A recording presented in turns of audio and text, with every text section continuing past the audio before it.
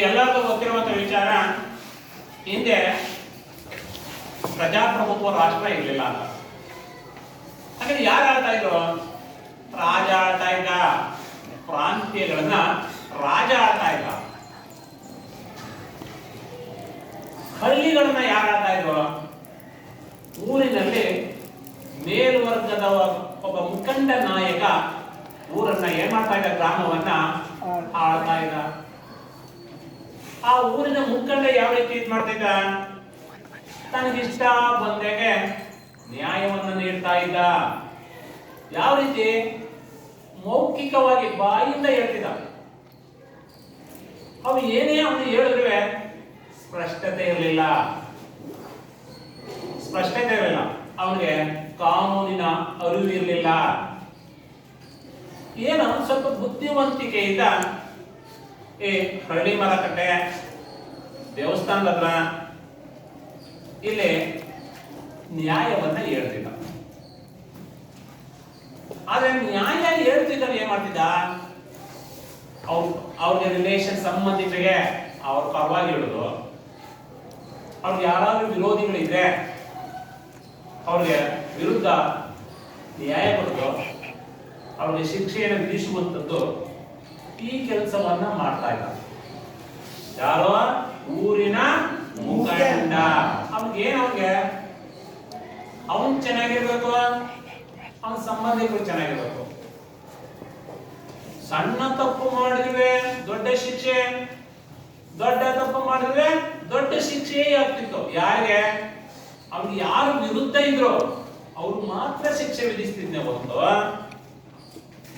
ಸಂಬಂಧಿಕರಿಗೆ ಅವನ ಶಿಕ್ಷೆಯನ್ನ ವಿಧಿಸ್ತಾ ಇರಲಿಲ್ಲ. ಇದು ಜನಗಳಲ್ಲಿ ಏನಾಗಿತ್ತು? ಗೊಂದಲ ಇತ್ತು. ನೋಡ, ಊರ ತಿಪ್ಪಣ್ಣ ಅವ್ರಿಗೆ ಸಂಬಂಧಿಕರಾದಕ್ಕೆ, ಅವ್ರ ಅತ್ತೆ ಮಗ ಆದಕ್ಕೆ ಅವ್ನು ತಪ್ಪು ಮಾಡೋರ್ಗೆ ಅವನಿಗೆ ಶಿಕ್ಷೆನೇ ಇಲ್ಲ. ನಾನು ಒಂದೇ ಹೊತ್ತು ಏನೋ ಒಂದು ಸ್ವಲ್ಪ ಸಣ್ಣ ತಪ್ಪು ಮಾಡಿದೆಪ್ಪ, ಬೆದ್ದು ಬೋತಾನೆ ರಪ್ಪ ಹೊಡೆದಾಕ, ದಂಡ ಹಾಕ್ಬೇಕ ಅಂತ ನಾವು ಮಾತಾಡ್ಕೊಳ್ತೀವಿ. ಆದ್ರೆ ಈ ತಿಪ್ಪಣ್ಣ ಸರಿ ಇಲ್ಲ. ಅವ್ನಿಗೆ ಕಾನೂನಿನ ಅರಿವು ಅವನಿಗೆ ಗೊತ್ತಿಲ್ಲ. ಅವ್ನು ಬೇಕಾದವ್ರಿಗೆ ತೀರ್ಮಾನ ಕೊಟ್ಕೊಳ್ತಾನೆ ಅನ್ನೋದು ಜನಗಳಲ್ಲಿ ಬಹಳ ಈ ಮಾತುಗಳು ಕೇಳಿ ಬರ್ತಾ ಇತ್ತು. ಜನಗಳಲ್ಲಿ ಬಹಳ ಗೊಂದಲ ಇತ್ತು. ಅವ್ನಿಗೆ ಇಷ್ಟ ಬಂದವ್ರಿಗೆ ಹೊಡಿತಾನೆ, ನಮ್ಗೆ ಅವ್ನಿಗೆ ಇಷ್ಟ ಬಂದವ್ರಿಗೆ ಬಿಡ್ತಾನೆ. ಈ ಯಾಕೆ ಬೇಕು? ಇದು ಎಲ್ರಿಗೂ ಸಮಾನತೆ ಇರ್ಬೇಕು. ಅವ್ರ ರಿಲೇಷನ್ ತಪ್ಪು ಮಾಡೋದು ಶಿಕ್ಷೆ ವಿಧಿಸ್ಬೇಕು, ನಮ್ಮ ತಪ್ಪು ಮಾಡಿದ್ರೆ ಶಿಕ್ಷೆ ವಿಧಿಸ್ಬೇಕು. ಆದ್ರೆ ನ್ಯಾಯ ಹೇಳುವಾಗ ಏನ್ ಹೇಳುವ?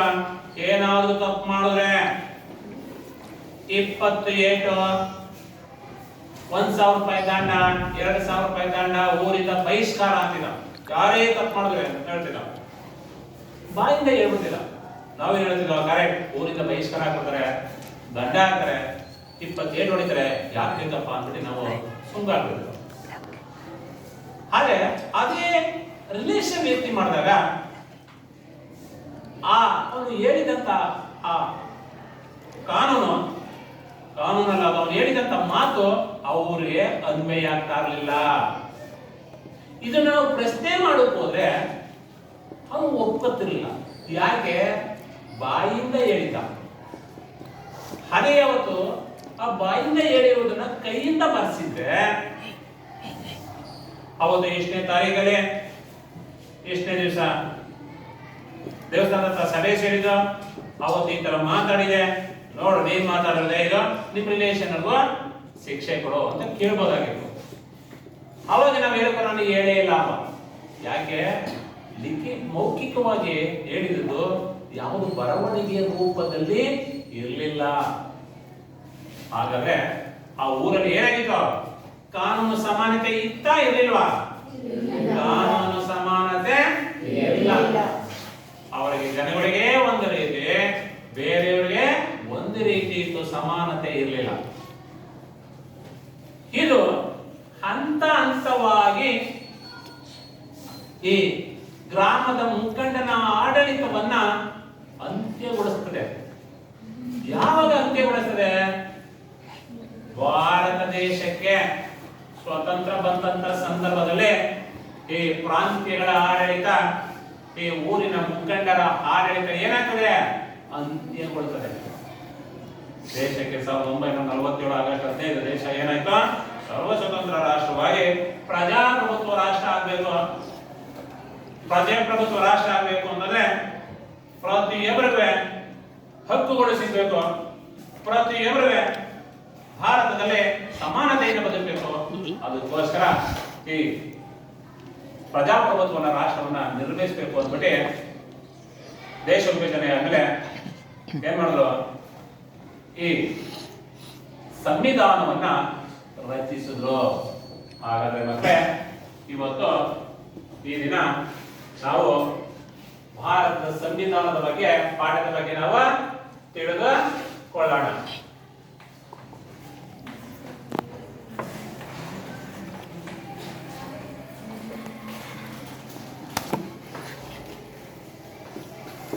ಭಾರತದ ಸಂವಿಧಾನ ಏನು? ಸಂವಿಧಾನ ಭಾರತ ದೇಶಕ್ಕೆ 1947 ಆಗಸ್ಟ್ 15 ಭಾರತ ದೇಶಕ್ಕೆ ಸ್ವತಂತ್ರ ಬಂದ ನಂತರ ಭಾರತ ದೇಶ ಹಲವಾರು ಸಮಸ್ಯೆಗಳನ್ನ ಎದುರಿಸ್ತಾನೆ ಇದೆ. ಅಂದಿನಿಂದ ಇಂದಿನವರೆಗೂ ಎದುರಿಸ್ತಾನೆ ಇದೆ. ಯಾಕೆ? ದೇಶಕ್ಕೆ ಸ್ವತಂತ್ರ ಬಂದಂತ ಸಂದರ್ಭದಲ್ಲಿ 552 ದೇಶೀಯ ಸಂಸ್ಥಾನಗಳು ಭಾರತವನ್ನು ಆಳ್ತಾ ಇದ್ರು. ಎಷ್ಟು? 552.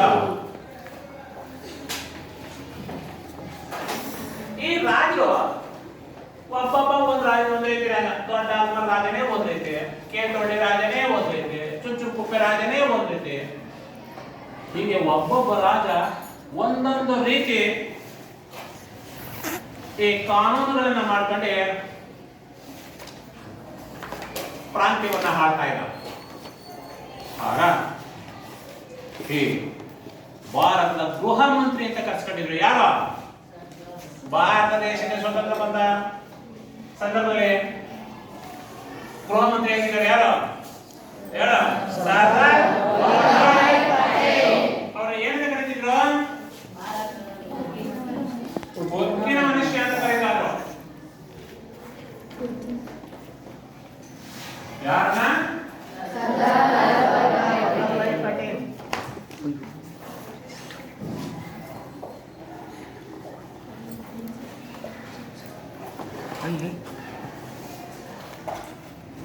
ಇವರು 552 ದೇಶೀಯ ಸಂಸ್ಥಾನ ರಾಜರ ಹತ್ರ ಹೋದ್ರು. ಆ 552 ದೇಶೀಯ ಸಂಸ್ಥಾನವನ್ನ ರಾಜರನ್ನ ಒಂದುಗೂಡಿಸ್ತಾರೆ. ಒಂದುಗೂಡಿಸಿ ತಮ್ಮ ಪ್ರಾಂತ್ಯಗಳನ್ನ ಭಾರತದ ಒಕ್ಕೂಟಕ್ಕೆ ವಿಲೀನಗೊಳಿಸ್ತಾರೆ. ಹೇಗೆ ಸಂಸ್ಥಾನಗಳ ವಿಲೀನೀಕರಣ ಆಯಿತು? ಸಮಸ್ಯೆ ಆಯಿತು. ಆಮೇಲೆ ನೆಕ್ಸ್ಟ್ ನಿರಾಶ್ರಿತರ ಸಮಸ್ಯೆ ಬಹಳ ಹೆಚ್ಚಾಗಿತ್ತು. ನೆಕ್ಸ್ಟ್ ಬಡತನ ಇತ್ತು, ನಿರುದ್ಯೋಗ ಸಮಸ್ಯೆ ಇತ್ತು, ಆಹಾರದ ಸಮಸ್ಯೆ ಇತ್ತು. ಹೀಗೆ ಭಾರತ ದೇಶಕ್ಕೆ ಸ್ವತಂತ್ರ ಬಂದಂತ ಸಂದರ್ಭದಲ್ಲಿ ಭಾರತ ದೇಶ ಹಲವಾರು ಸಮಸ್ಯೆಗಳನ್ನ ಎದುರಿಸ್ತಾ ಇತ್ತು. ಯಾಕಪ್ಪ ಅಂತಂದ್ರೆ ಸ್ವತಂತ್ರ ಬಂದ ನಂತರ ಭಾರತ ದೇಶ ಬಡ ರಾಷ್ಟ್ರವಾಗಿ ಹೊರಹೊಮ್ಮಿತ್ತು. ತುಂಬಾ ತಿನ್ನೋಕೆ ಬಹಳ ಆಹಾರ ಕೊರತೆ ಇತ್ತು. ಆಮೇಲೆ ಭಾರತದ ಜನರನ್ನ ಕಾನೂನಿನ ಅಡಿಯಲ್ಲಿ ಒಳಪಡಿಸಬೇಕು. ಭಾರತದ ಜನರನ್ನ ಕಾನೂನಿನ ನಿಯಂತ್ರಣಕ್ಕೆ ತೆಗೆದುಕೊಳ್ಬೇಕು. ಯಾಕಪ್ಪ ಅಂತಂದ್ರೆ ಭಾರತ ದೇಶದಲ್ಲಿ ವಾಸಿಸುವಂತ ಜನರು ಸಮೃದ್ಧಿಯಾಗಿ ಬದುಕಬೇಕು. ಭಾರತದಲ್ಲಿ ವಾಸಿಸುವಂತ ಜನರಿಗೆ ಮೂಲಭೂತ ಅವಶ್ಯಕತೆಗಳು ಪ್ರತಿಯೊಬ್ಬರಿಗೂ ಸಿಗಬೇಕು. ಬಡವ ಏನಿ ಶ್ರೇಣಿ ಅನ್ನೋದು ಇರಬಾರದು. ಮೇಲು ಕೀಳು ಅನ್ನೋದು ಆ ಭೇದ ಭಾವ ಇರಬಾರದು. ಈ ಅಭಿವೃದ್ಧಿ ಹೊಂದುತ್ತಿರುವ ರಾಷ್ಟ್ರಕ್ಕೆ ಇವೆಲ್ಲ ಸಮಸ್ಯೆಗಳು ಇದ್ರೆ ಭಾರತ ದೇಶ ಅಭಿವೃದ್ಧಿ ಆಗಲ್ಲ ಅನ್ನೋ ನಿಟ್ಟಿನಲ್ಲಿ ಪ್ರತಿಯೊಂದು ವರ್ಗದ ಜನರನ್ನು ಕಾನೂನಿನ ಚೌಕಟ್ಟಿಗೆ ತರಬೇಕು ಅಂದ್ಬಿಟ್ಟು ಭಾರತ ದೇಶದ ಸಂವಿಧಾನವನ್ನ ರಚಿಸಬೇಕು ಅಂದ್ಬಿಟ್ಟು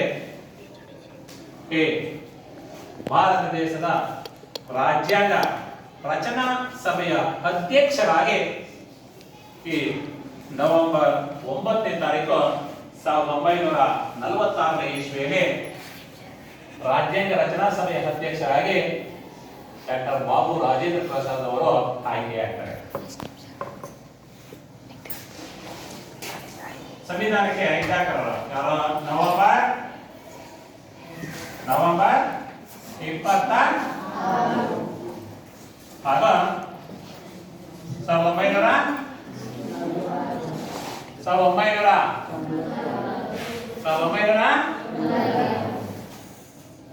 ಎರಡು ಹೇಳ್ತೀರಲ್ಲ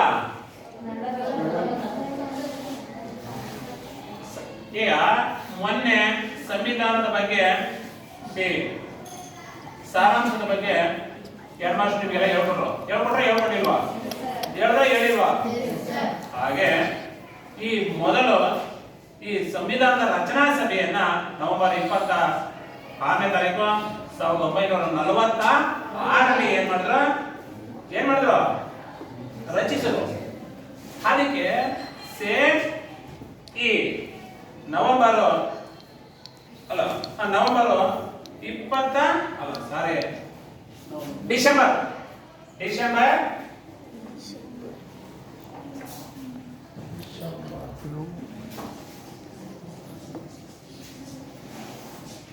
ಡಿಸೆಂಬರ್ 11 1946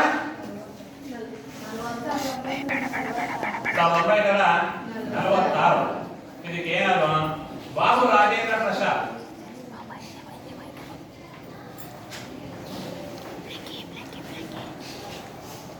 ಆಯ್ಕೆಯಾದ.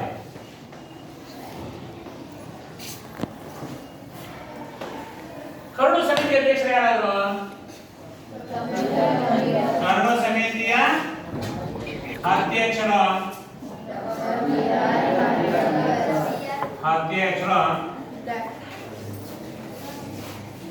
ಡಾಕ್ಟರ್ ಅಂಬೇಡ್ಕರ್.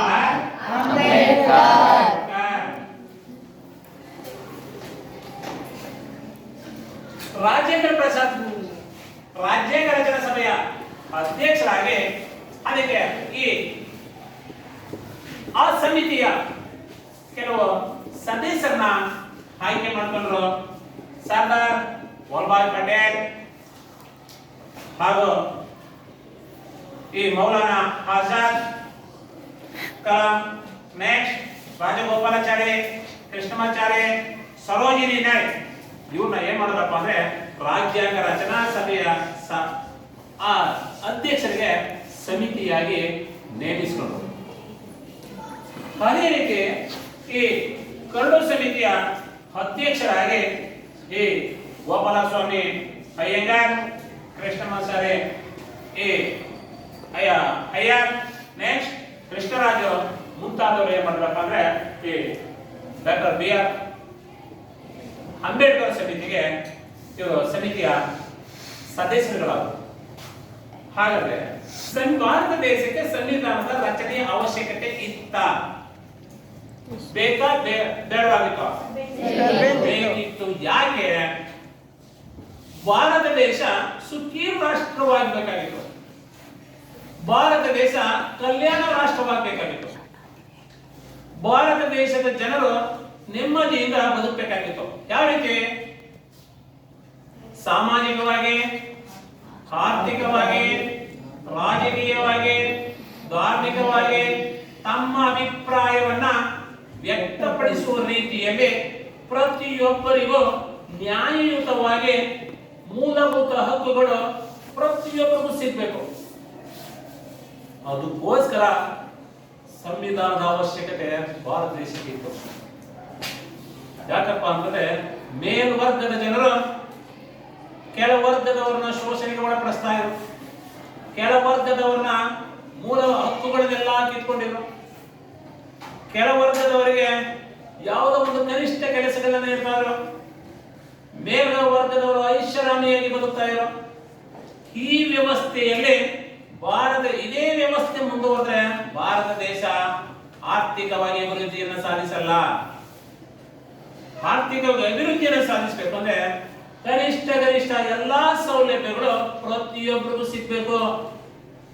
ಅವನು ಭಾರತದ ಪ್ರಜೆ, ಮೇಲ್ವರ್ಗದವರು ಮಾತ್ರ ಪ್ರಜೆ ಅಲ್ಲ, ಕೆಳ ವರ್ಗದವನು ಸಹ ಏನೋ ಅವನು ಪ್ರಜೆ, ಅವನಿಗೂ ಆ ಮೂಲಭೂತ ಹಕ್ಕುಗಳು ಸಿಗಬೇಕು. ಭಾರತದಲ್ಲಿ ನೆಮ್ಮದಿಯಾಗಿ ಇರಬೇಕು. ಆಗ ಭಾರತ ದೇಶ ಏನಾಗ್ತದೆ, ಏನಾಗಬೇಕಾದ್ರೆ ಸುಖಿ ರಾಷ್ಟ್ರ ಆಗ್ತದೆ. ಆ ಸುಖಿ ರಾಷ್ಟ್ರವನ್ನಾಗಿ ಕಾಣಬೇಕು ಅಂತಂದ್ರೆ ಸಂವಿಧಾನದ ರಚನೆ ಬೇಕಾಗಿತ್ತು. ಸಂವಿಧಾನದ ರಚನೆ ಬೇಕಾಗಿತ್ತು. ಹಾಗಾದ್ರೆ ಈ ಸಂವಿಧಾನ ಹೇಗೆ ಜನರ ಕಾನೂನುಗಳನ್ನು ನಿಯಂತ್ರಿಸುವ, ಕಾನೂನುಗಳಿಗೆ ನಿಯಂತ್ರಣಕ್ಕೆ ತರುವಂತದ್ದು ಏನು? ಮತ್ತೆ ಅಮೆರಿಕದ ಅಧ್ಯಕ್ಷರು ಹೇಳ್ತಾರೆ, ಅಬ್ರಹಾಂ ಲಿಂಕನ್ ತಮ್ಮ ವ್ಯಾಖ್ಯಾನದಲ್ಲಿ ಒಂದು ವ್ಯಾಖ್ಯಾನವನ್ನು ಮಾಡಿದ್ದಾರೆ. ಏನ್ ಮಾಡಿರೋದು? ಅಬ್ರಹಾಂ ಲಿಂಕನ್ ಹೇಳಿದ್ದಾರೆ, ಜನರಿಂದ ಜನರಿಗಾಗಿ ಜನರಿಗೋಸ್ಕರ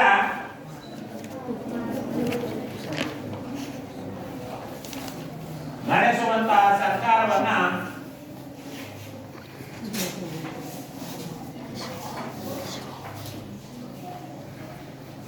ಏನಂತ ಕರೀತಾರೆ? ಪ್ರಜಾಪ್ರಭುತ್ವ.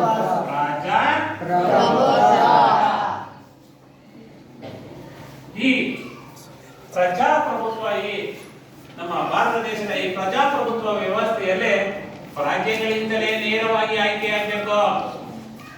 ಪ್ರಜೆಗಳಿಂದಲೇ ನೇರವಾಗಿ ಆಯ್ಕೆಯಾದರೆ ಮಾತ್ರ ಆ ಸಂವಿಧಾನಕ್ಕೆ ಗೌರವ ಸಿಗ್ತದೆ ಅನ್ನೋ ನಿಟ್ಟಿನಲ್ಲಿ ಈ ಪ್ರಜೆಗಳಿಂದ ಪ್ರಜೆಗಳಿಗಾಗಿ ಪ್ರಜೆಗಳಿಗೋಸ್ಕರ ಈ ನಡೆಸುವಂತಹ ಸರ್ಕಾರವನ್ನ ಪ್ರಜಾಪ್ರಭುತ್ವ. ಹಾಗಾದ್ರೆ ನಾವು ಇಂಗ್ಲೆಂಡ್ ದೇಶದ ಸಂಸದೀಯ ಮಾದರಿಯ ಸರ್ಕಾರ ಪದ್ಧತಿಯನ್ನು ಹೊಂದಿದ್ದೇವೆ. ನಾವು ಏನು ಇಂಗ್ಲೆಂಡ್ ದೇಶದ ಸಂಸದೀಯ ಮಾದರಿ ಸರ್ಕಾರ ಪದ್ಧತಿ ಇದೆ? ಏನು ಸಂಸದೀಯ ಸರ್ಕಾರ ಪದ್ಧತಿ ಇಂಗ್ಲೆಂಡ್ ದೇಶದ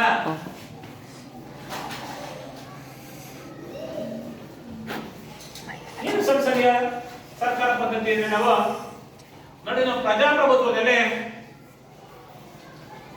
ಒಂದು ಗ್ರಾಮ ಪಂಚಾಯಿತಿ ಚುನಾವಣೆಯಿಂದ ಇವತ್ತು ಪ್ರಾರಂಭವಾಗಿ ಅತ್ಯುನ್ನತ ಇವತ್ತು ರಾಷ್ಟ್ರಪತಿ ಹುದ್ದೆಯವರು ಇವತ್ತು ಚುನಾವಣೆಯ ಮುಖಾಂತರವೇ ಅವರು ಸ್ಪರ್ಧಿಸಿ ಆಯ್ಕೆಯಾಗ್ತಾರೆ.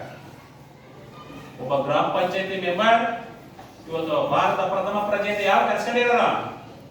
ಯಾರು ಭಾರತದ ಪ್ರಥಮ ಪ್ರಜೆ? ಯಾರು? ಯಾರ? ರಾಷ್ಟ್ರಪತಿ ದ್ರೌಪದಿ ಮುರ್ಮು. ಅವರು ಸಹ ಚುನಾವಣೆಯ ಮುಖಾಂತರ ಇವತ್ತು ಏನಾಗಿದ್ದಾರೆ? ಇವತ್ತು ಆರಿಸೋಗಿದ್ದಾರೆ. ಇವತ್ತು ಅದಕ್ಕೆ ಇವತ್ತು ಜನಗಳಿಗೆ ಅಧಿಕಾರವನ್ನ ನೀಡಿರುವಂತದ್ದು. ಅದಕ್ಕೆ ನಾವು ಈ ಇಂಗ್ಲೆಂಡ್ ದೇಶದ ಸಂಸದೀಯ ಮಾದರಿ ಪದ್ಧತಿಯನ್ನು ಭಾರತ ಸರ್ಕಾರ ಹೊಂದಿದೆ. ಅಲ್ಲಿ ಏನಾಗಿದೆ? ಅಧ್ಯಕ್ಷರ ಚುನಾವಣೆ ನಡೆಯಲ್ಲ. ಎಲ್ಲಿ? ಇಂಗ್ಲೆಂಡಿನಲ್ಲಿ ಅಧ್ಯಕ್ಷರ ಚುನಾವಣೆ ಆ ದೇಶದ ಕೆಲವು ಅಂಶಗಳನ್ನ ಮಾತ್ರ ತಗೊಂಡು, ಅಮೆರಿಕದ ಬಿಲ್ ಆಫ್ ರೈಟ್ಸ್ ಅವ್ರದ್ದೊಂದು ಸ್ವಲ್ಪ ಮಾತ್ರ ತಗೊಂಡು, ಈ ಎಲ್ಲಾ ದೇಶದ ಸಂವಿಧಾನವನ್ನು ಓದಿ ಆ ಸಂವಿಧಾನದ ಕೆಲವು ವಿಚಾರಗಳನ್ನ, ಕೆಲವು ಉತ್ತಮ ಅಂಶಗಳನ್ನ ತಗೊಂಡೆ ಭಾರತ ದೇಶಕ್ಕೆ ಸಂವಿಧಾನಕ್ಕೆ ಅಳವಡಿಸ್ತಾರೆ. ಆಗ ಇಂಗ್ಲೆಂಡ್ ದೇಶದ ಸಂಸದೀಯ ಮಾದರಿಯ ಪದ್ಧತಿಯನ್ನ ಭಾರತ ಸರ್ಕಾರ ಹೊಂದಿದೆ. ಅಲ್ಲಿ ಸಂಸದರಿಗೆ ಮಾತ್ರ ಚುನಾವಣೆ ಇದೆ. ಇಂಗ್ಲೆಂಡ್ ದೇಶದಲ್ಲಿ ಯಾರು ಚುನಾವಣೆ ಇದೆ? ಬರೀ ಸಂಸದರಿಗೆ ಮಾತ್ರ. ಅಂದರೆ ಅಧ್ಯಕ್ಷ ಚುನಾವಣೆ ಇವತ್ತು ಹೆಂಗೆ ನಮ್ಮಲ್ಲಿ ಭಾರತ ದೇಶದಲ್ಲಿ ಇವತ್ತು ಪ್ರಥಮ ಪ್ರಜೆ ಅಂತ ಕರ್ಸ್ಕೊಂಡಿರಲ್ಲ, ಹಾಗಾದ್ರೆ ಅಲ್ಲಿ ಅಧ್ಯಕ್ಷರಿಗೆ ಚುನಾವಣೆ ಇದೆಯಾ ಇಲ್ವಾ? ಇದೆಯಾ ಇಲ್ವಾ? Very good. ಇಲ್ಲ. ಯಾವ್ದು? ಇಲ್ಲ. ಅಂದ್ರೆ ಆ ಚುನಾವಣೆ ಅವ್ರು ಯಾವ ರೀತಿ ಆಯ್ಕೆ ಆಯ್ತಾರೆ? ಅವ್ರು ಯಾವ ರೀತಿ ಆಯ್ಕೆ ಆಯ್ತಾರೆ? ವಂಶಂ ಪರಂಪರೆ. ವಂಶಂ ಪರಂಪರೆ ಏನದು?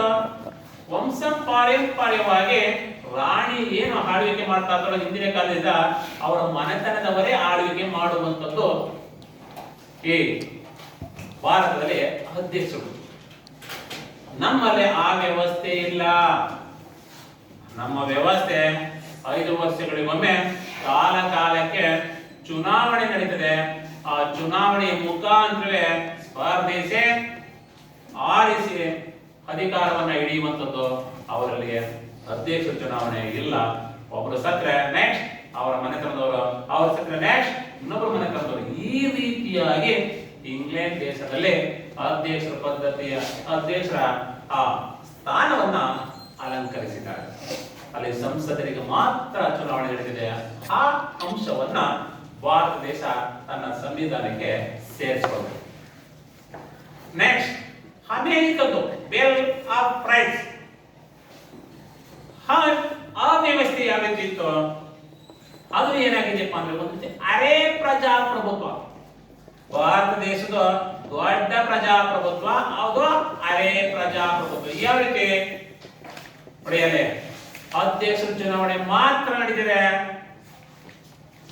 ಸಂಸದರ ಚುನಾವಣೆ ನಡೆಯಲ್ಲ. ನೀವು 9ನೇ ತರಗತಿಯಲ್ಲಿ ಇದೆ ಲಾಸ್ಟ್ ಮಂತ್ ಅಮೆರಿಕದಲ್ಲಿ ಚುನಾವಣೆ ನಡೆಯಿತು. ಗೊತ್ತಾ? ಅಮೆರಿಕದಲ್ಲಿ ಚುನಾವಣೆ ನಡೆಯಿತು. ಅಲ್ಲಿ 2 ಪಕ್ಷಗಳು ಸ್ಪರ್ಧಿಸುವಂತವು. ಭಾರತ ದೇಶದಾಗ ಬಹುಪಕ್ಷ ಪದ್ಧತಿ ಇಲ್ಲ. ಅಮೆರಿಕದಲ್ಲಿ ಒಂದು ಡೆಮಾಕ್ರೆಟಿಕ್ ಮತ್ತು ರಿಪಬ್ಲಿಕ್. ಡೆಮಾಕ್ರೆಟಿಕ್ ಮತ್ತು ರಿಪಬ್ಲಿಕ್ ಆ 2 ಪಕ್ಷದಲ್ಲಿ ಇಬ್ಬರೇ ವ್ಯಕ್ತಿಗಳು ನಿಂತಿದ್ರು. ಆ 2 ವ್ಯಕ್ತಿಗಳಲ್ಲಿ ಒಬ್ರು ಮಾತ್ರ ಜಯಶಾಲಿಗಳಾದ್ರು. ಯಾರಪ್ಪ ಅಂತಂದ್ರೆ ಡೊನಾಲ್ಡ್ ಟ್ರಂಪ್. ಅವರು ಅಧ್ಯಕ್ಷ ಚುನಾವಣೆ ಮಾತ್ರ ನಡೀತು. ಅದು ಯಾವ ರೀತಿ?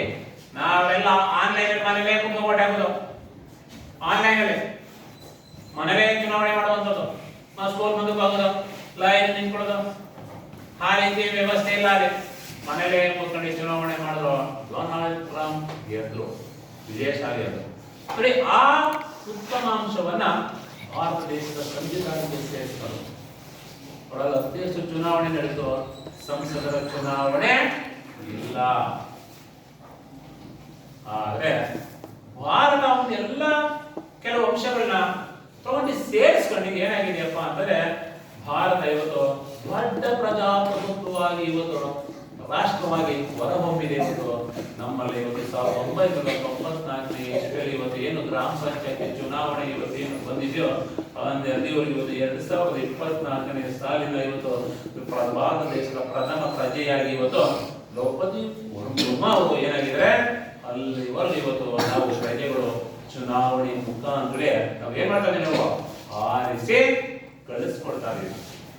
ಹಾಗಾದ್ರೆ ನಾವು ಇವತ್ತು ಚುನಾವಣೆ ಇವತ್ತು ಮುಖಾಂತರ ಕಳಿಸ್ಕೊಡ್ತಾ ಇರೋದ್ರಿಂದ ಚುನಾವಣೆಗೆ ಕನಿಷ್ಠ ಎಷ್ಟು ವಯಸ್ಸು ನಿಗದಿ ಮಾಡಿದ್ದಾರೆ?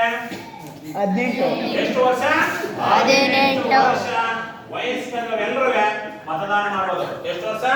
18 ವರ್ಷ. 18 ವರ್ಷದವರ ಮೇಲ್ಪಟ್ಟವರೆಲ್ಲ ಚುನಾವಣೆಯಲ್ಲಿ ಈ ಭಾರತ ಪ್ರಜಾಪ್ರಭುತ್ವದಲ್ಲಿ ಪ್ರತಿಯೊಬ್ಬರು ಮತದಾನ ಮಾಡುವ ಹಕ್ಕನ್ನ ಪಡ್ಕೊಂಡಿದ್ದಾರೆ. ಕಾಲಕ್ಕೆ ಈ ಚುನಾವಣೆ ಅಂದ್ರೆ 17 ವರ್ಷ ಆಗಿರ್ತದೆ. ಈ ಚುನಾವಣೆ ನಡೆದಿದೆ, ಮುಂದಿನ ಚುನಾವಣೆ ಬರ್ತದೆ. ಅಂದ್ರೆ 17 ವರೆ ಆಗಿರ್ತದೆ, ಮುಂದಿನ ಚುನಾವಣೆ ಬರ್ತದೆ. ನೀವು ಓಟಿಗೆ ನಿಮ್ಮ ಹೆಸರು ಸೇರಿಸಬೇಕು. ಹಾಗೆ ವರ್ಷವೇ ಮತದಾರರ ಪಟ್ಟಿ ಪರಿಷ್ಕರಣೆ ಆಗ್ತಾನೆ ಇರ್ತದೆ. ಯಾಕಪ್ಪ ಅಂದ್ರೆ ಈಗ ನಾನು ಓಟ್ ಮತದಾನ ಮಾಡಿರ್ತೀನಿ, ನೆಕ್ಸ್ಟ್ ಚುನಾವಣೆ ಬರೋಷ್ಟರಲ್ಲಿ ನಾನು ಸತ್ತು ಹೋಗಿರ್ತೀನಿ. ಆದ್ರೆ ನನ್ನ ಹೆಸರು ಒಂದು ಇಷ್ಟಲೇ ಇರುತ್ತೆ. ಆ ಲಿಸ್ಟ್ ಪರಿಷ್ಕರಣೆ ಮಾಡಿದಾಗ ನನ್ನ ಹೆಸರನ್ನ ಡಿಲೀಟ್ ಮಾಡ್ತಾರೆ, ಕೈ ಬಿಡ್ತಾರೆ.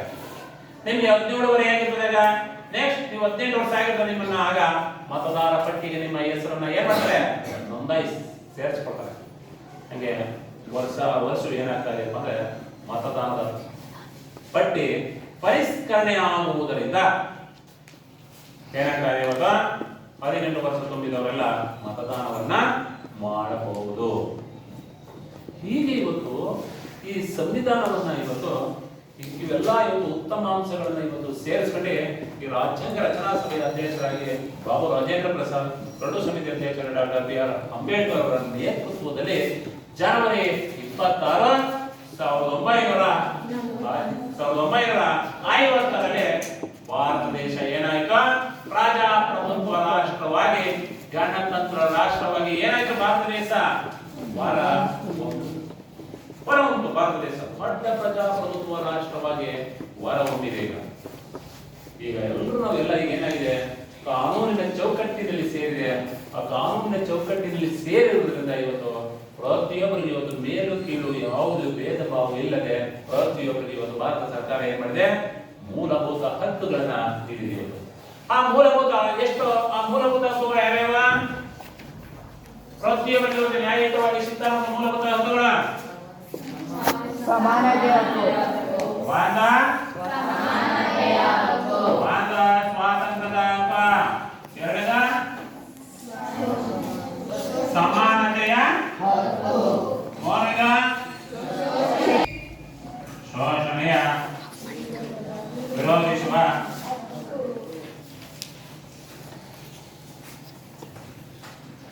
ನಾಲ್ಕನೇದ ಧಾರ್ಮಿಕ ಹಕ್ಕು, ಐದನೇದ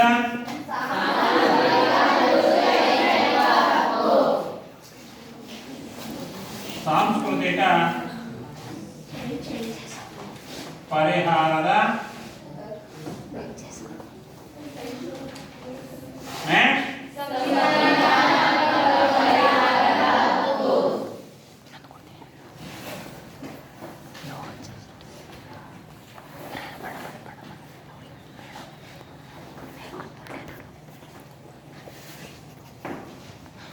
ಹೀಗೆ ಆಸ್ತಿ ಹಕ್ಕಿತ್ತು. ಆಸ್ತಿ ಹಕ್ಕನ್ನು 7 ಇತ್ತು, 7ರಲ್ಲಿ ಆಸ್ತಿ ಹಕ್ಕಿತ್ತು. ಆಸ್ತಿ ಹಕ್ಕನ್ನ ಹೊರತುಪಡಿಸಿದ್ದಾರೆ. ಹೀಗೆ ಭಾರತ ಸರ್ಕಾರ ಇವತ್ತು 6 ಮೂಲಭೂತ ಹಕ್ಕುಗಳನ್ನು ನೀಡಿದೆ. 6 ಮೂಲಭೂತ ಹಕ್ಕುಗಳೇ ನಿಮಗೆ ಮಕ್ಕಳಿಗೋಸ್ಕರ 47 ಹಕ್ಕುಗಳಿದೆ. ಈ ಹಕ್ಕುಗಳಿಂದ ಯಾರಾದರೂ ವಂಚಿತರಾದರೆ, ನಿಮ್ಮ ಮೇಲೆ ಯಾರಾದರೂ ದೌರ್ಜನ್ಯ ಮಾಡಿದ್ರೆ, ನಿಮ್ಮ ಮೇಲೆ ಯಾರಾದರೂ ಶೋಷಣೆಗೆ ಒಳಪಡಿಸಿದ್ರೆ ನೀವು ಯಾರ ಹತ್ರ ಹೋಗ್ತೀರಿ? ನ್ಯಾಯಿಗಳಿಗೆ. ನಮ್ಮ ಹಕ್ಕು ಇವತ್ತು ಕಿತ್ಕೊಂಡಿದ್ದಾರೆ. ನನಗೆ 18 ವರ್ಷ ಆಗಿದೆ, ನನಗೆ ಇಷ್ಟ ಬಂದ ವ್ಯಕ್ತಿನ ಮದುವೆಯಾಗಿ ಬಿಟ್ಕೊಡ್ತಾ ಇಲ್ಲ. ನನಗೆ 21 ವರ್ಷ ಆಗಿದೆ, ನನಗೆ ಇಷ್ಟ ಬಂದ ವ್ಯಕ್ತಿನ ನನಗೆ ಮದುವೆಯಾಗಿ ಬಿಟ್ಕೊಡ್ತಾ ಇಲ್ಲ. ಹಾಗಾದ್ರೆ ನಿಮ್ಮ ಹಕ್ಕನ್ನ ಕಿತ್ಕೊಂಡವೆ ಅಂತ. ಹಾಗಾದ್ರೆ ನೀವು ಯಾರ ಹತ್ರ ಕೇಳಕ್ ಹೋಗ್ತೀರಿ? ನಿಮ್ಮ ಹಕ್ಕನ್ನ ಇವತ್ತು ರಕ್ಷಣೆ ಮಾಡೋರು ಯಾರು? ಯಾವುದು ಕರೆಕ್ಟ್? ಯಾವ್ದ? Very good. ಕೋರ್ಟ್, ನ್ಯಾಯಾಲಯ. ಅದನ್ನ ಏನಂತ ಕರೀತಾರಪ್ಪ ಅಂದ್ರೆ ಮೂಲಭೂತ ಹಕ್ಕುಗಳ ರಕ್ಷಕ ಅಂತ ಕರೀತಾರೆ. ಯಾವ್ದನ್ನ? Supreme Court. ಯಾವ್ದನ್ನ? Supreme Court. ಮೂಲಭೂತ ಹಕ್ಕುಗಳ ರಕ್ಷಕ.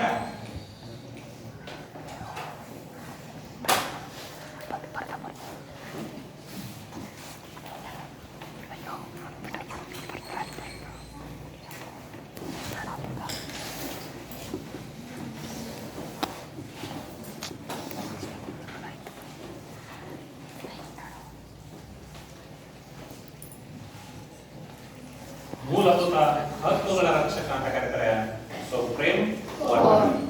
ಆಗ ಇನ್ನು ಮೂಲಭೂತ ಹಕ್ಕುಗಳಿಗೆ ಏನಾದರೂ ಧಕ್ಕೆಯಾದಂತ ಸಂದರ್ಭದಲ್ಲಿ ನೀವೇನ್ ಮಾಡೋದು? ನೀವು ನ್ಯಾಯಾಲಯದಲ್ಲಿ ನೀವು ನ್ಯಾಯವನ್ನ ನೀವು ಪಡ್ಕೊಳ್ಬಹುದು. ಯಾಕಪ್ಪ ಅಂತಂದ್ರೆ ಎಲ್ರೂ ಭಾರತದಲ್ಲಿ ಪ್ರತಿಯೊಬ್ಬರು ಭಾರತ ದೇಶವನ್ನ ಸುಖೀ ರಾಷ್ಟ್ರವನ್ನಾಗಿ ಮಾಡಬೇಕು. ಬಡವರು ಬಡವರಾಗೇ ಇರೋದು, ಶ್ರೀಮಂತರು ಶ್ರೀಮಂತರಾಗ್ತಾನೆ ಇದೆ. ಈ ಸರ್ಕಾರದ ಕೆಲವು ಸವಲತ್ತುಗಳು ಬಡ ಜನರಿಗೆ ತಲುಪುವುದೇ ಇಲ್ಲ. ಅಂತ ವ್ಯವಸ್ಥೆ ಇದೆ. ಭಾರತ ದೇಶ ಸುಖೀ ರಾಷ್ಟ್ರವಾಗಿ ಆಗೋಕೆ ಸಾಧ್ಯ ಇಲ್ಲ ಅಂದ್ಬಿಟ್ಟು ಪ್ರತಿಯೊಬ್ಬರಿಗೂ ಈ ಮೂಲಭೂತ ಹಕ್ಕುಗಳು ಸಿಗಬೇಕು. ಪ್ರತಿಯೊಬ್ಬ ಭಾರತದ ಪ್ರಜೆಯು ಸ್ವತಂತ್ರವಾಗಿ ನಿರ್ಭಯವಾಗಿ ಮತದಾನವನ್ನ ಮಾಡಬೇಕು ಅನ್ನೋ ನಿಟ್ಟಿನಲ್ಲಿ ಈ ಭಾರತ ಸರ್ಕಾರ ನಮಗೆ ಏನ್ ಮಾಡಿದೆ? ಈ 6 ಮೂಲಭೂತ ಹಕ್ಕುಗಳನ್ನ ನೀಡಿರುವಂಥದ್ದು. ಇವತ್ತು ಈ ಭಾರತ ದೇಶ ಇವತ್ತು ಈ ಪ್ರಜಾಪ್ರಭುತ್ವದಲ್ಲಿ ಪರಮಾಧಿಕಾರವನ್ನ ಪಡೆದಿರುವಂಥದ್ದು. ಯಾರಿಂದ? ಪ್ರಜೆಗಳಿಂದ. ಏನಿವತ್ತು ಪ್ರಜೆಗಳಿಂದ? ಇವತ್ತು ನಾವೆಲ್ಲರೂ ಇವತ್ತು ಪ್ರತಿಯೊಬ್ಬ ಭಾರತದಲ್ಲಿ ವಾಸಿಸುವಂತ ಜನರು ನಾವೆಲ್ಲರೂ ಒಂದೇ ಎಂಬ ಭಾವನೆ ಬೆಳಿಬೇಕು. ನಾವೆಲ್ಲರೂ ಮನುಷ್ಯರೇ. ಇಲ್ಲಿ ಜಾತಿ, ಈ ಮೇಲು ಕೀಳು, ಈ ಏಣಿ ಸೇರಿ ಅನ್ನೋದನ್ನ ತೊಡಗಿಸ್ಬೇಕು. ಆ ಭಾವನೆ ಪ್ರತಿಯೊಬ್ಬರಲ್ಲೂ ಬೆಳಿಬೇಕು ಅನ್ನೋ ನಿಟ್ಟಿನಲ್ಲಿ ಭಾರತ ದೇಶ ಜನರಿಗೆ ಪ್ರಜೆಗಳಿಗೆ ಪರಮಾಧಿಕಾರವನ್ನ ನೀಡಿರುವಂಥದ್ದು. ಅದಕ್ಕೆ ಭಾರತ ದೇಶ ಸಾರ್ವಭೌಮತ್ವ ಸ್ವತಂತ್ರ ರಾಷ್ಟ್ರವಾಗಿ ಇವತ್ತು ಭಾರತ ದೇಶ ಹೊರಹೊಮ್ಮಿರುವುದರಿಂದ ಪ್ರತಿಯೊಬ್ಬರಿಗೂ ಇವತ್ತು ಕಾನೂನಿನ ಅಡಿಯಲ್ಲಿ ಇವತ್ತು ಎಲ್ಲರೂ ಸಮಾನರು. ಆ ಸಮಾನರು ಅನ್ನೋಕೆ ಹೇಗೆ ಇವತ್ತು ಭಾರತ ದೇಶ ಲಿಖಿತ ಸಂವಿಧಾನವನ್ನ ಹೊಂದಿದೆ. ಬರೀ ಬರವಣಿಗೆ ಅಂದ್ರೆ ಮೌಖಿಕವಾಗಿ ಹೇಳ್ಬಿಟ್ಟು ನೀವೇನು ಹೇಳುದು ಏನೋ ಒಂದು ಹೇಳ್ತೀರಿ. ಈಗ ಹೇಳಿದಾಗ ಸರ್ ನಾನು ಹೇಳಿಲ್ಲ, ಹೌದು ಸರ್, ಹೌದು ಸರ್ ನಾನು ಹೇಳಿಲ್ಲ, ಹೌದು ಸರ್. ಅಂದ್ರೆ ಇದಕ್ಕೆ ಆ ಮಾತಿಗೆ ಏನಾಗಿದೆ? ತೂಕನ ಬೇಕಿಲ್ಲ, ಬೆಲೆನೇ ಇಲ್ಲ. ಆದ್ರೆ ಆ ಹೇಳಿದ ಪದ ಒಂದು ಬರವಣಿಗೆ ರೂಪದಲ್ಲಿ ಇದ್ದು ಬಿಟ್ರೆ ಇಷ್ಟು ಗಂಟೆಗೆ ಇಷ್ಟೇ ನಿಮಿಷದಲ್ಲಿ ನೀವು ಅವತ್ತು ನನ್ನನ್ನ ಬೈದ್ರೆ, ಹೊಡೆದ್ರೆ, ಹೀಯಾಳಿಸಿದ್ರೆ, ಶೋಷಣೆಗೆ ಒಳಪಡಿಸಿದ್ರಿ ಅನ್ನೋದು ಆ ಬರವಣಿಗೆ ರೂಪದಲ್ಲಿ ಇದ್ಬಿಟ್ರೆ ಅದನ್ನ ಬದಲು ಮಾಡಲಿಕ್ಕೆ ಆಗುವುದೇ ಇಲ್ಲ. ಅದಕ್ಕೆ ಈ ಭಾರತ ದೇಶ ಇವತ್ತು ಬಡ ರಾಷ್ಟ್ರವಾಗಿ ಹೊರಹೊಮ್ಮಿರುವುದರಿಂದ ಭಾರತ ದೇಶಕ್ಕೆ ಲಿಖಿತ ಸಂವಿಧಾನದ ಅವಶ್ಯಕತೆ ಇತ್ತು. ಯಾವ ಸಂವಿಧಾನ?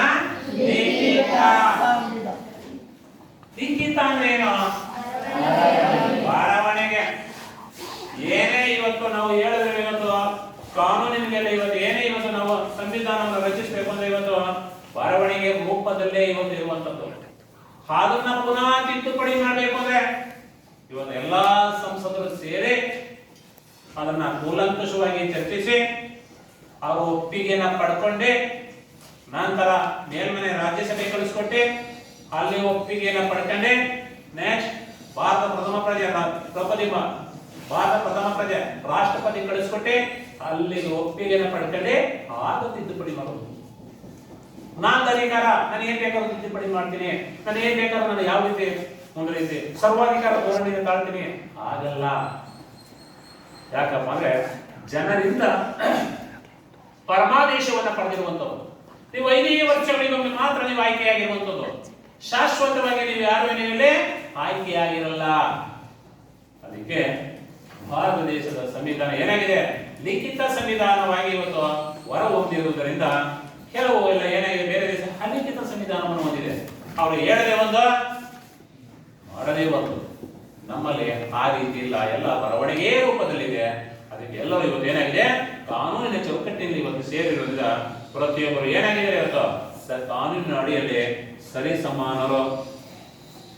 ಭಾರತ ದೇಶ ಜಾತ್ಯತೀತ ರಾಷ್ಟ್ರವಾಗಿ ಹೊರಹೊಮ್ಮಿರುವುದರಿಂದ ಭಾರತ ದೇಶ ಪ್ರಜಾಸತ್ತಾತ್ಮಕ ರಾಷ್ಟ್ರವಾಗಿ ಇವತ್ತು ಹೊರಹೊಮ್ಮಿರುವುದರಿಂದ ಭಾರತದ ಜನಾಂಗದವರಲ್ಲಿ ಇವತ್ತು ನಾವೆಲ್ಲರೂ ಒಂದೇ ಭಾವನೆಯನ್ನು ಹೊಂದಿರುವುದರಿಂದ ನಾವು ನಮ್ಯ ಸಂವಿಧಾನವನ್ನು ಇವತ್ತು ಹೊಂದಿರುವುದರಿಂದ ಭಾರತ ದೇಶ ಗಣತಂತ್ರ ರಾಷ್ಟ್ರವಾಗಿ ಹೊಂದಿರುವುದರಿಂದ ಭಾರತ ದೇಶ ಬಹುಪಕ್ಷ ಪದ್ಧತಿಯನ್ನು ಇವತ್ತು ಹೊಂದಿರುವುದರಿಂದ ಭಾರತ ದೇಶ ಇವತ್ತು ದ್ವಿಶಾಸನಕಾಲವನ್ನು ಇವತ್ತು ಹೊಂದಿರುವುದರಿಂದ ಇವತ್ತು ಎಲ್ಲ ಇದು ಏನಾಗಿದೆ, ಇವತ್ತು ಕಾನೂನಿನ ಇವತ್ತು ಚೌಕಟ್ಟಿನಲ್ಲಿ ಏನಾಗಿದೆ, ಇವತ್ತು ಸೇರ್ಪಡಿದೆ. ಇವತ್ತು ಇವೆಲ್ಲ ಲಿಖಿತ ಸಂವಿಧಾನದಲ್ಲಿ ಇವತ್ತು ಇರುವಂತದ್ದು. ಇವತ್ತು ಈ ಸಂವಿಧಾನ ಇವತ್ತು ಬೃಹತ್ ಸಂವಿಧಾನವನ್ನು ಡಾಕ್ಟರ್ ಬಿ.ಆರ್. ಅಂಬೇಡ್ಕರ್ ಭಾರತಕ್ಕೆ ಇವತ್ತು ಕೊಡುಗೆಯಾಗಿ ನೀಡಿರುವುದರಿಂದ ಇವತ್ತು ಎಲ್ಲಾ ಜನರು ಏನಾಗ್ತಾ ಇದ್ದಾರೆ, ಇವತ್ತು ನೆಮ್ಮದಿಯಿಂದ ಇವತ್ತು ಬದುಕ್ತಾ ಇದ್ದಾರೆ. ಇವತ್ತು ಇಲ್ಲ ಹೋದರೆ ಇವತ್ತು ಆ ದಬ್ಬಾಳಿಕೆ ಇವತ್ತು ಇಂದಿಗೂ ಸಹ ಏನಾಗುತ್ತೆ, ಇವತ್ತು ನಡ್ಕೊಂಡು ಬರ್ತಾನೆ ಇರೋದು.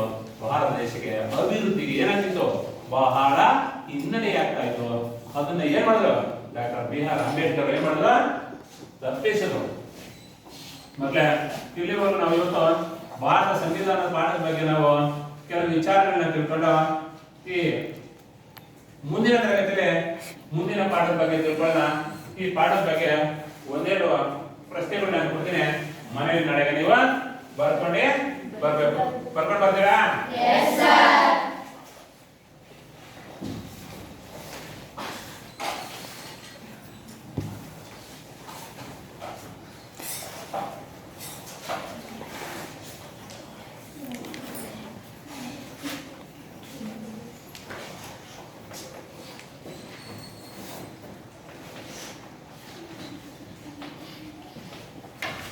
ಭಾರತದ ಮೂಲಭೂತ ಹಕ್ಕುಗಳನ್ನು ಹೆಸರಿಸಿ. ಭಾರತದ ಮೂಲಭೂತ ಹಕ್ಕುಗಳನ್ನ ಹೆಸರಿಸಿ. ನೆಕ್ಸ್ಟ್, ಭಾರತದ ಸಂವಿಧಾನದ